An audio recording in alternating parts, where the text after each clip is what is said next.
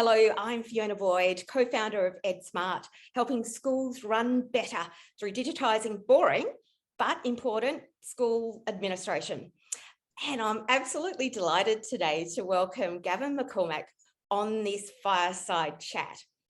For the record though, full disclosure, along my own startup journey, I've drawn inspiration over the past 4 years from Gavin's LinkedIn posts, which are incredibly honest. They share observations and insights, and it's so refreshing, like honest content. So Gavin, just to let you know that it's not just kids and teachers that you inspire people like me running little EdTech companies as well. So thank you for that. Just a bit more about you is that for anyone who doesn't know, which is probably not many people, but let's bring them up to speed. You're currently the principal and teacher at Farmhouse Montessori School in Sydney, though that's going to change. And today we're going to explore some of the adventures with technology that you've had across your 20 plus years of teaching and that you're planning. So for everyone watching and listening, be prepared to be surprised and delighted. So welcome, Gavin. Hello, welcome. It's such an honor to be here. Thanks for inviting me. I feel humbled, as it were, to listen to your words about inspiration on LinkedIn. Thank you so much for saying that. Oh, we need people like you. They just keep, the juice in the tank. So just to put it out there, your experience obviously doesn't come from nowhere. It's over 20 years you've been in the teaching, learning arena. You got qualified and then along the way moved into Montessori education. You've written books for children and you spend your holidays helping transform the education system in Nepal. Like, good on you.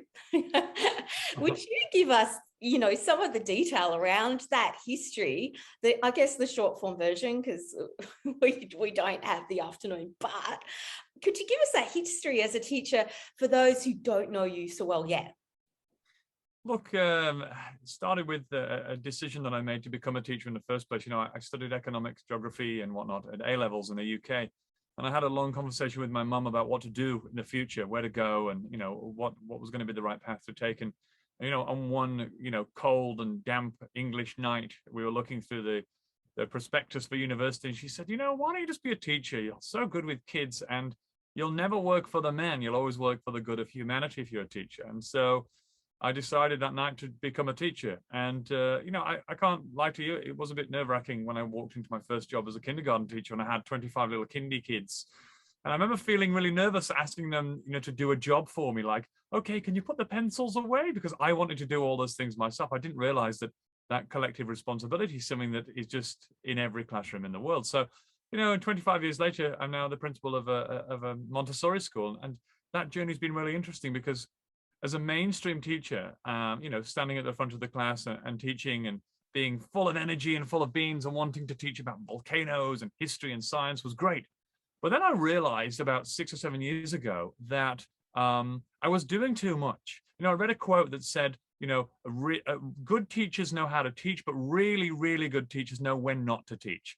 And I'd been the opposite. I'd been the one who was at the front, the showman and doing all the razzle dazzle and let's get inspired.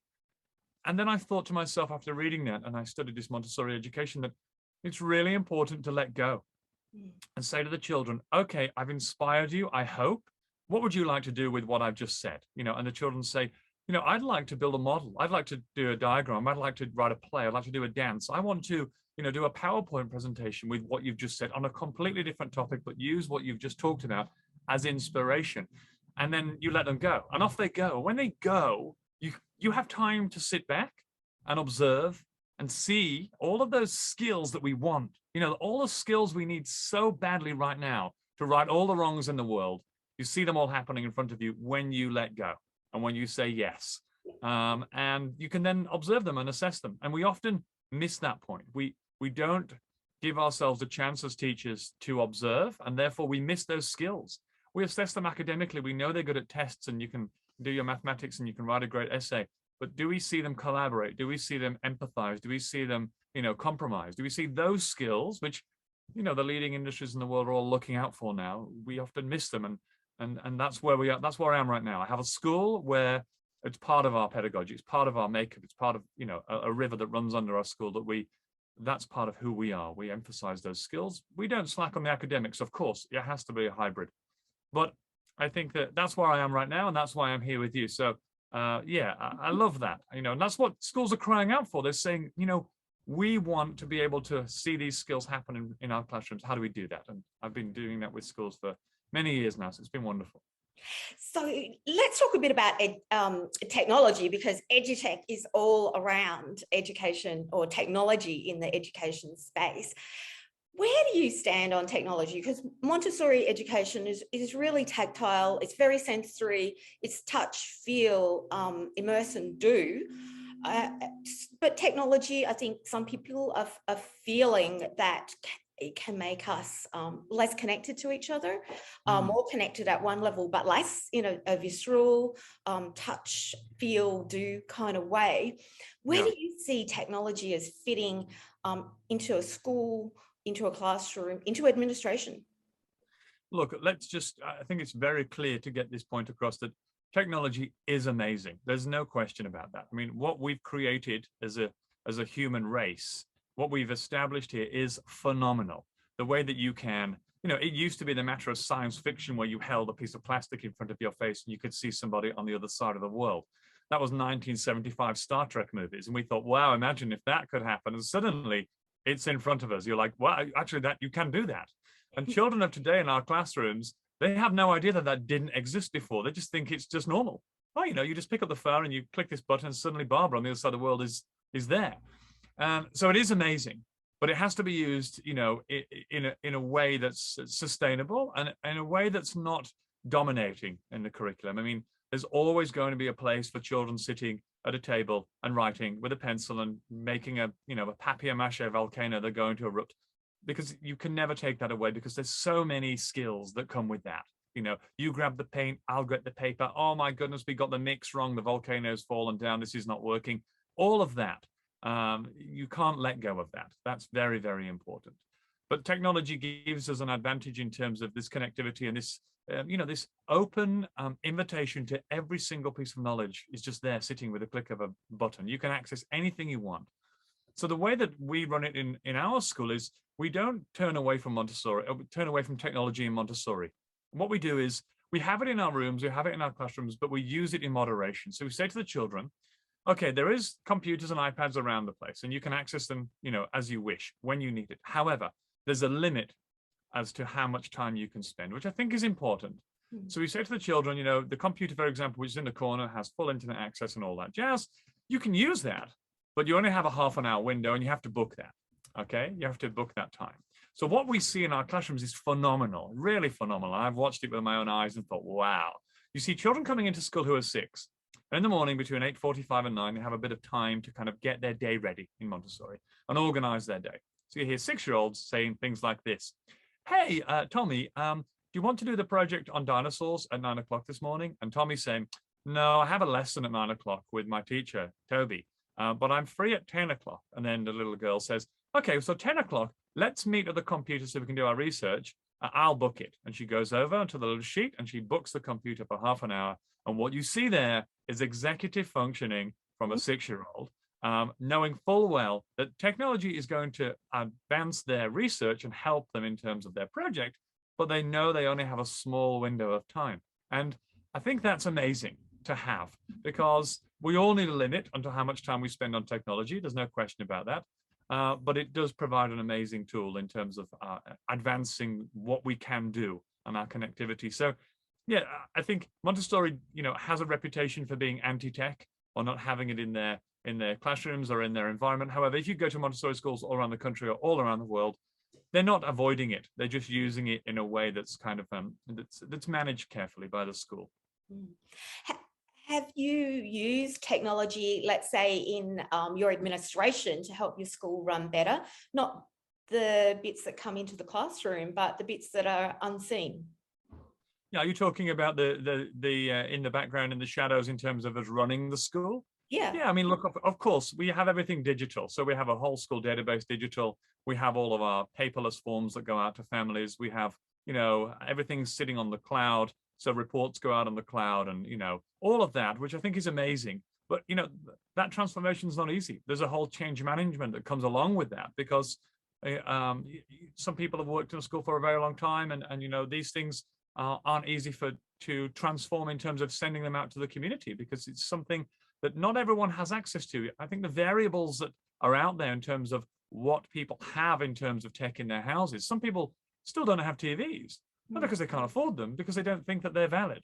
So if they don't have TVs, then what's the chance they're going to have access to a G Suite account?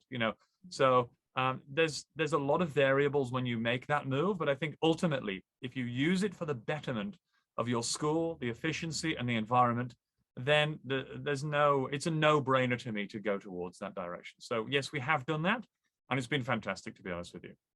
You've become even more noticed recently, famous, may I say, with the stories. So storytelling with Gavin sessions that you've undertaken each evening in this particular lockdown. And it's really lit a fire in community spirit. And I know ABC Radio doesn't normally do story. Well, you can't make them do a story on you. They find their stories, but you were on ABC Radio recently talking about storytelling with Gavin. What interests me is that this simple thing has gone far and wide. What did that do? Did that surprise you? Look, it's an interesting journey. I didn't say this on the news the other night, but as a school, Montessori school, we were suddenly thrown into some spiral with COVID happening. And, suddenly school was closed, kids were at home, and we were all the teachers at school going, okay, how are we going to deliver this Montessori bespoke education to our students who are at home? So it was kind of panic stations at first, because it's all hands-on, it's all tactile learning, and it's all based around using materials. So for every single concept you have a material that teaches that. And to get that across was really hard. So luckily, one of my parents, Nick, and he doesn't mind me mentioning his name, he has a company called Digital Transformations, and you might want to look them up. But he came into school and said, Gavin, let me help you out here, because I've got an idea. And he came in with a setup that had an overhead cam, a side cam, an iPad, and a little toggle button. So I could just flick between overhead, front cam, side cam, iPad. And I looked at that. He showed it to me. I thought, I went away so excited. I said, I've got to have this. This is unbelievable. Because it gives you an opportunity to be able to teach from all angles. You can demonstrate a material and children could see it live at home. They can make it, they can use it. And the reason he came in was because he said, look, I've seen you teaching on your story time at home. And I saw a photo of you, Gavin, and you had your iPhone balanced on some books with a little torch shining on you in the corner of your apartment. And I said, yeah, that I've been doing that for months. And he said, well, there's another way. And he brought this tech in, and I thought, wow, if I had that in my house, I'd be able to do wonders. But then what happened was this, that I thought about that, and I spoke to you, and I spoke to some other people, and the reason they loved the story time with Gav at my house was because it wasn't so polished. It's really good to have the teaching, I think, polished, but this was about the fact that it wasn't. You could hear me turning the pages. You could see my thumb holding the paper and the light shining on the book. And, when you read a story to children in class or before bed, that's what it's like, you really you can smell the book, you can almost smell the book with story time with Gav. And I didn't realize how, and it's not massive, but I didn't realize how big it was going to be. And I was only going to do it for a small window of time, 7 o'clock every night, do a little story, and then go and have my dinner. But then a mum wrote to me from Pakistan, from Lahore, and she said, I'm a kindergarten teacher in Pakistan. Our schools have been closed for a long time. We're recently open. We don't have any books, but every day at 2 o'clock Pakistan time, the children come to my table and say, Miss, it's time for story time with Gav. And they all go and huddle around this little TV they've got. And she connects it to her phone and she turns on story time with Gav. And she sent me a photo of these children on the other side of the world accessing a story. And it was happening from my living room with the worst tech you've ever seen. And I thought, goodness me, I can't stop now. I've got to keep going if that's happening. And I've got more and more of this feedback. But I want to finish by saying this in terms of this question.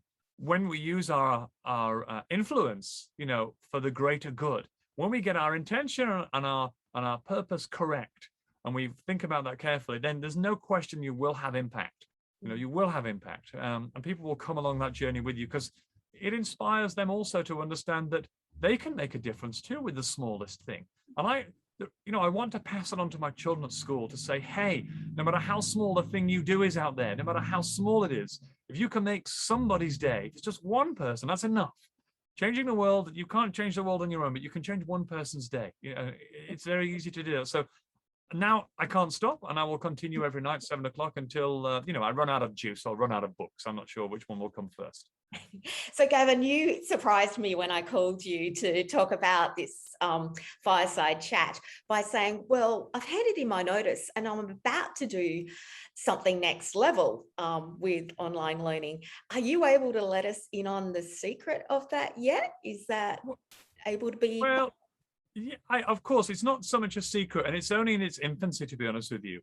I have handed in my notice at school, and it's not because of anything to do with the school. The school is beautiful. I've got a beautiful community. I've got a beautiful set of children. My staff are my friends, and I love the school. There's no question about that. I'm very proud of what we've created there. But yes, I have recently made a decision that in the new year, next year, I want to try to use what I've learned from Montessori, what I've learned from the digital transformation in terms of what was provided by Nick, in terms of the impact I can have with that. When I looked at what I was doing at school in terms of teaching photosynthesis to 25 children at home using materials, I thought to myself, imagine if there was 50,000 people on the other side of this screen. They would all get the same educational journey with this digital technology that I've got before me. So, I have a good friend who is working down in Melbourne, down in south of Australia. His name is Richard Mills, and he runs a company called Digital Schools. And he's approached me saying, look, Gavin, I've seen what you're doing, and next year, do you want to do something together? Do you want to help me on this journey of using technology to try to educate the masses?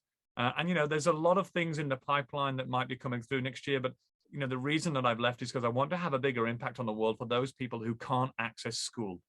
I have friends in India, in northern India, in Ladakh, where school has been closed for a whole year.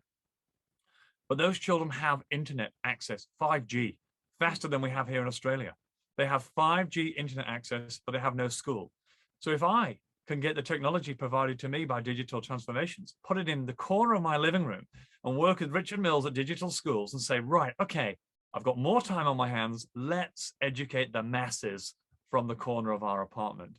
Then I want to do that. I want to do that because that will be amazing. That will be something groundbreaking. That will be something where, the students in any school in the world will say, you know what? You can use technology for the greater good. You can make a big impact. Look at this.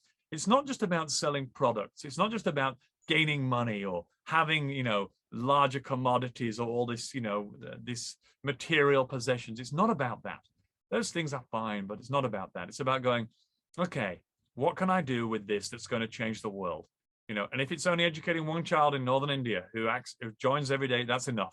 But it won't be that, because I'm not that kind of person who will let that happen. I'm the kind of person who will push it and drive it and hammer, and I won't stop until I've got a large amount of children who can't go to school coming to my school. And I don't know what it's going to look like yet. And I don't know how it's going to be. And I don't even know if it's going to happen. But I'm going to really try and make something like that happen. And I'm going to use the resources around me. And I've got to say, there's a lot of people who want to help. There's a lot of people who want to make that change. There's a lot of people who want to make a difference.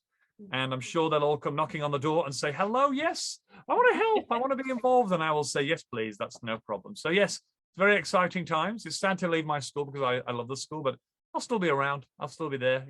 I have a good relationship with my community. So it's going to be an interesting 2022.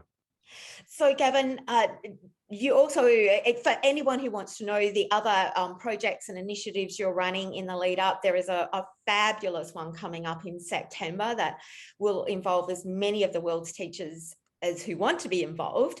That one's about empathy, is that right? Yeah, look, you asked me a question at the beginning about skills, and education and the change between academics and essential skills. So I created, just as a whim, last Saturday morning, actually, I said, what if we got all the teachers in the world who are willing to give 1 hour of their time just for 1 week, and they were going to put on their showpiece, their showcase lesson on Zoom, open access. And I just threw it online with a little poster I made in 10 minutes, and 2,500 people in one day contacted me saying, yes, please, I'm in. So then I made a Google form. I put it online, and we've got hundreds of teachers lined up already, and we still have 6 weeks to go. And the idea is, in a nutshell, in 1 week between the 20th and the 24th of September, we will have teachers all over the world, Canada, Bangladesh, India, Nepal, everywhere, teaching a lesson for 1 hour, their showpiece, their showcase lesson. We'll have a timetable that will go up, and any child in the world or teacher or parent can just drop in and out of any session whenever they wish. And it was all about teachers giving back to the community and showing that they want to help the world be educated. And we'll see, you know, it's only a week in. Maybe we'll have 50,000 teachers by September. I have no idea, but I think it's something that is going to take off, and we'll do it every year, I think. So yes, we're calling it World Empathy Week, and you can look it up on LinkedIn and you'll find me there. If you want to volunteer, I'll be happy to receive your application. Oh, I can't wait to join in your online classroom with teachers from all over the world. I think everyone, not just students or other teachers, will be interested. I think just more generally, how do people teach in other places certain subjects? I think that would be fascinating in itself. Gavin, thank you so much today. Just letting everybody know that if you head to the EdSmart booth, there is a link there that takes you through to Gavin's books, and you're very generously going to sign every book that comes through that link, so that if you'd like to know more or to understand the lovely children's books and experience for yourself, power of storytelling. Well, I've got one here right now. Yes, that's right. Thank you so much for plugging my book. I appreciate it. If you do buy any of my books, yes, I will sign them and post them anywhere in the world. So I have one on the shelf right behind me. So I thank you so much, Fiona. It's so nice to be here. I really appreciate you inviting me. Oh, wonderful. Thanks, Gavin, and see you sometime in the future. Okay. Bye. Thank you, everybody. Bye.